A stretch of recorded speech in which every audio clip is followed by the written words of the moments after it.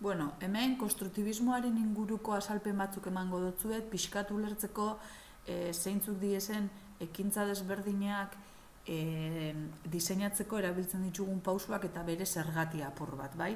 Orduan, hortarako beti bezala matematiketan eta, bueno, nik uste dut ikasprozesu guztietan piagetekin hasi behar garela, bai? Ume bati zerbait azaltzen diogu momentuan bere kabuz konturatzeko aukera kentzen gabiltza. Hau da, siempre que le enseñamos a un niño algo, le impedimos que lo descubra por sí mismo, bai? Orduan, badakizuen moduan, Piagetek esan zeban, etapa desberdinak aztertu zituen, ezta? Umearen garapenaren arabera eta nerabetasuna eta hori guztia. Eta gu hortaz baliatu algara, bai? Jakitzen badago umea nun dauen eta zelan funtzionatzen daben, errezau programauko ditugu gure ekintzak eta gure gauzak, bai? Umeak ikasteko. Orduan dauz etapa desberdinak, hemen 3 etapa dauzkat jarritxa izatez 4 izan lehizke.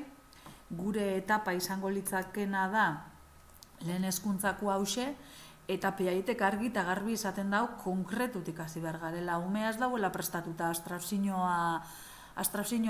maila horretarako, matematiketan batez be, bai? Oso abstraktua dalako. Orduen, Piagetek hau azaldu aurretik leno azaltzen zen, matematikak azaltzen ziren modu honetan erderaz ipinidot, bai? Aprendizaje por recepción y repetición, bai? Irakaslea dago arbelean eta bere gauzak azaltzen ditu papelean eta arbelan erabilita. Baina ez da bena egiten da konkretutik hasi. Hau da, manipulatu behar da abstrakzio horretara heltzeko, bai? Ordan gu gauz ondino manipulazioko garai horretan, bai? Piageten ostean agertu ziren hainbat pedagogo hor ikusten dozuen moduan, eta guk gure matematikako programa garatzeko erabiliko ditugu izango da Ausubel eta Brunnerren teoriak, bai?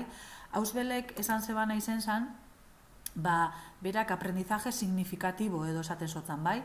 Hau da, dakizun zerbaiten oinarrituta ikasiko duzula beste gauza bat, bai? Eta Brunnerrek esaten dabena da deskubrimientoaren bitartez, aurkikuntzaren bitartez. Orduan, bixen kombinazioa izango litzake hor erderaz dauena aprendizaje signifikatibo por descubrimiento, bai? Euskeraz nik norberak aurkitutako eta esangurotxoa den ikas prozesua ipinidot, baina ez nekielako ondo zelan itzuli, bai? Orduan, guk hemendik aurrera gure esango zuen ekintzak, matematikako ekintzak diseinatzen ditugunean edo jarduerak 3 pausa hauetan oinarrituko gara. Enaktiba, ikonika eta simbolika. Enaktiba da Brunnerrek izan zebana, por descubrimiento, bai? Manipulatzen, edozein material edo jolasekin. Ez duki ezetan izan beharrik material strukturatuak jasortuta dauzenek, gauza batzutarako oso ondo datoz, ikusiko dugu moduan, baina baitxabe izan aldi egunerokotasuneko materialak, bai? Ikonika eta simbolika aldiz izango zen Ausubelek izaten daben hori, bai? Ikonika da umeak bizi izan daben hori enaktiba modu horretan irudikatzea bere formara, eta simbolika izango litzakena da guk hizkuntza, gure kasuan hizkuntza matematikoa da trasladatzea ikoniko hori. Eta horretarako bai ipini algara arbelean, eta hartu aldugu retulkia, eta margotu aldugu, eta erakutsi aldotzagu hizkuntza hori. Ze, hizkuntza matematikoa hizkuntza bada. Baina aurretikan, 3 pauso horrek bete behar ditugu. Beraz, hori, ekintza guztiak diseinatzen dugu zenean, 3 pauso hauek kontutan eukiko dugu zela adierazteko edo azaltzeko da bideo hau, bai? Bale,